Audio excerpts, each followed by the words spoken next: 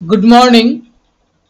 आज second day of September 2025 আমরা analysis করছি MCX এর ন্যাচারাল গ্যাসের প্রাইস অ্যাকশনকে বেস করে intraday support resistance, intraday trend এবং ইন্ট্রাডে স্ট্র্যাটেজি নিয়ে। আমরা জানি যে নাইমেক্স হচ্ছে লিডার আর MCX হচ্ছে ফলোয়ার। ফলে আমরা যখন আলোচনা করব বা অ্যানালাইসিস করব তখন আমরা প্রথমেই কিন্তু নাইমেক্স এর চার্ট নিয়ে অ্যানালাইসিস করব, তারপরে আসব MCX এর চার্টে। ফলে দেখা যাক যে নাইমেক্স এনজি আজকের ইন্ট্রাডে সম্পর্কে আমাদের কি বলছে based on exclusive price action breakout strategy. চলে যাচ্ছি নাইমেক্স এনজির চার্টে।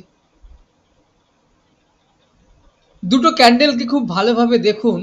একটা হচ্ছে 29 আগস্টের 1930 ক্যান্ডেল, পরের ক্যান্ডেলটা হচ্ছে 29 আগস্টের 2330 ক্যান্ডেল।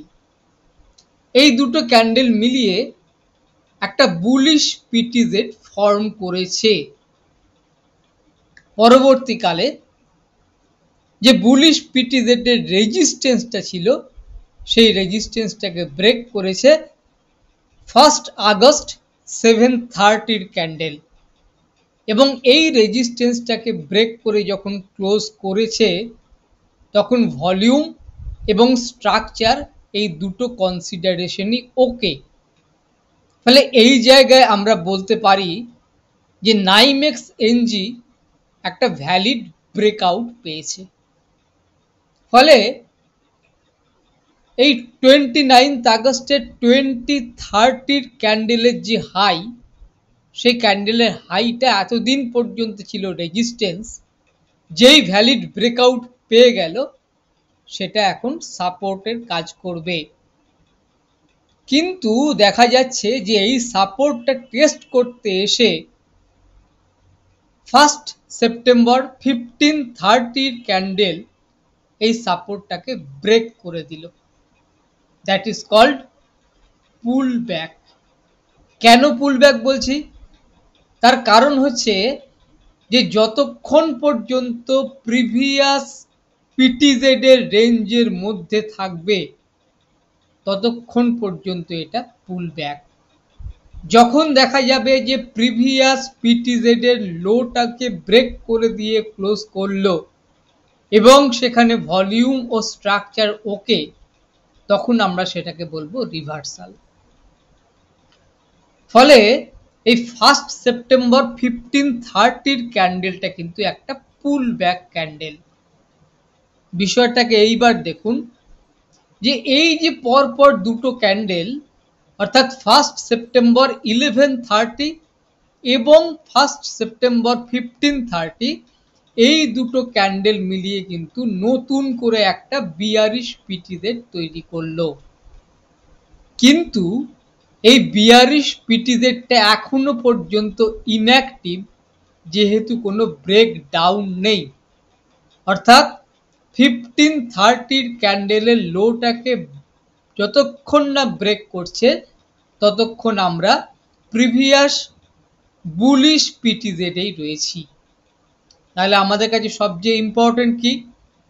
1 সেপ্টেম্বর 1530 ক্যান্ডেলের লো যতক্ষণ না এই লোটাকে ব্রেক করবে ততক্ষণ কিন্তু আমরা নতুন কোনো পিটিজেড পাচ্ছি না। এইবার আমরা তাহলে কি করব? তাহলে ধরে নিতে পারি যে পুরনো যে বুলিশ পিটিজেড, সেই পিটিজেডের সাপোর্টের কাছাকাছি নাইমেক্স এনজি রয়েছে, এবং যেহেতু একটা ভ্যালিড ব্রেকআউট পেয়ে গেছে ফলে নাইমেক্স এনজি এইখান থেকে বাউন্স করবে, এটা এক্সপেক্ট করা যায়। এরপর এই যে সিগন্যালটা আমরা পেলাম সেই সিগন্যালটাকে কনফার্ম করবে MCX।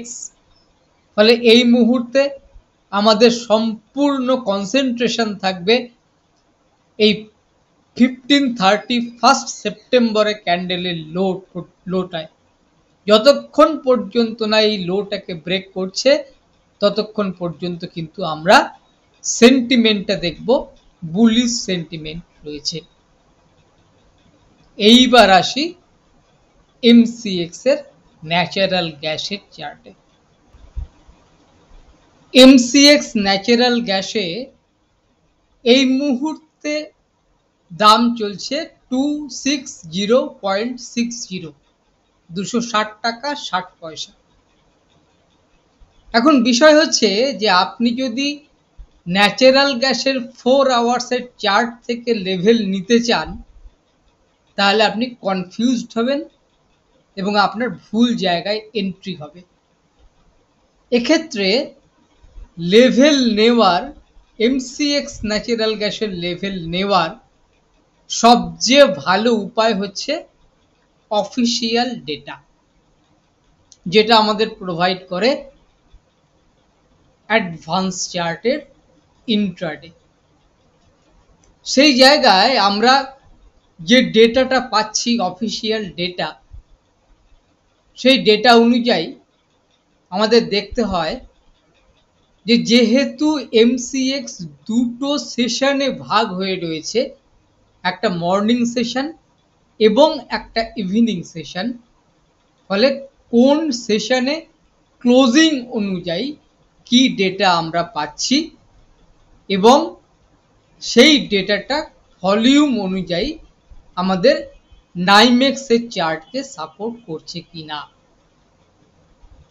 যেটা দেখা যাচ্ছে গতকাল ক্লোজিং অনুযায়ী এবং গতকালের মর্নিং সেশনের ক্লোজিং অনুযায়ী আমাদের মোস্ট ভাইটাল লেভেল হচ্ছে 259।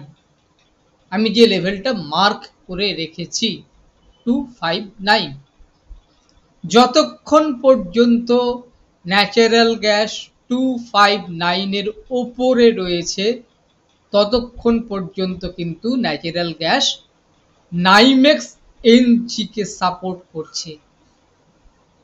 যদি দেখা যায় নাইমেক্স এনজি তার সাপোর্টটাকে ব্রেক করলো এবং ন্যাচারাল গ্যাস বিকেল 5টার সময় অর্থাৎ মর্নিং সেশনের ক্লোজিংয়েও এই 259কে ব্রেক করলো, তখন আমরা বলবো যে নাইমেক্স এমসিএক্স অ্যালাইনমেন্ট, যদি সেখানে ভলিউমটা ওকে থাকে।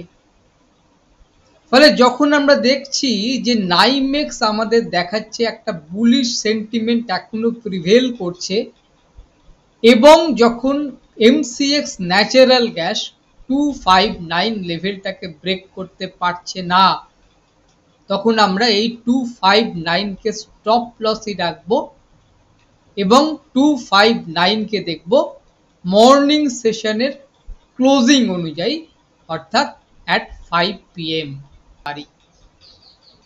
ফলে এমসিএক্স ন্যাচারাল গ্যাস আমাদের দেখাচ্ছে যে এন্ট্রি লেভেল হচ্ছে 260.5, stop loss below 259 at 5 PM।